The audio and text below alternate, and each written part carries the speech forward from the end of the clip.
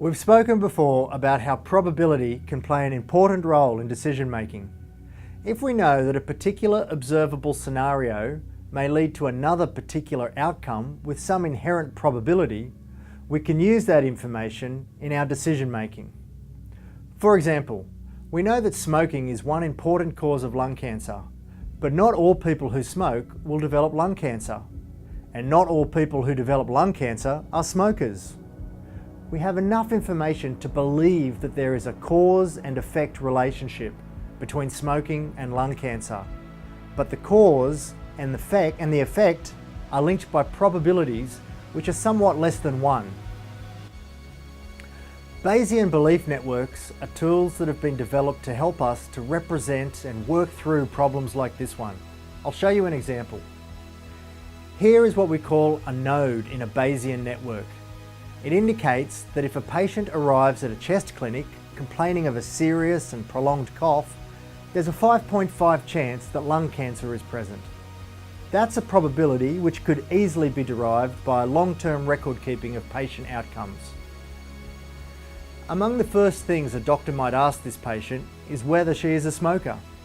That's because there's an established cause and effect relationship between smoking and lung cancer. We represent that relationship by an arrow, which we call an arc. If we learn that she is a smoker, the probability of lung cancer increases to 10%. If we confirm that she is not, it decreases to 1%. Lung cancer is not the only possible condition that might have caused the patient's cough.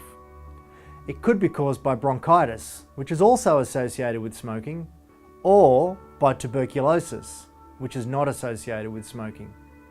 A known risk factor for tuberculosis is having recently visited particular areas in Asia. In order to improve the diagnosis, the doctor might order an X-ray. If the X-ray comes back as normal, that's good news, and this new information reduces the probability of cancer for a smoker to less than 1%.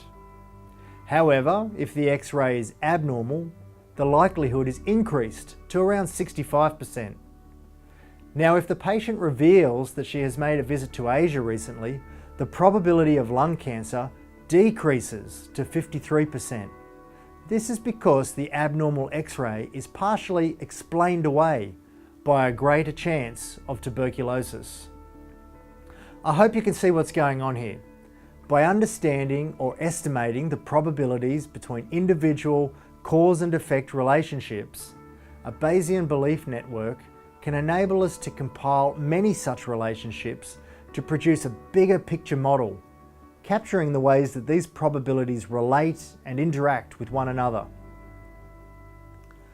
The software that I've used for this example is called Netica, and you can download a free version of it from the company Norsis. I'll provide the details for how to do so separately.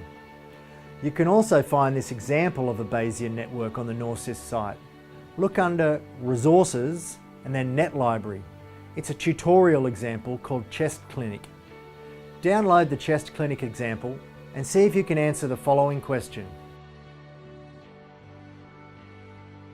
If a person comes into the chest clinic with a cough and the only thing that is known about them is that they definitely have bronchitis, how would that affect the probability of an abnormal X-ray effect?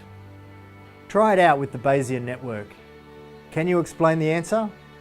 I'll ask for your ideas in class.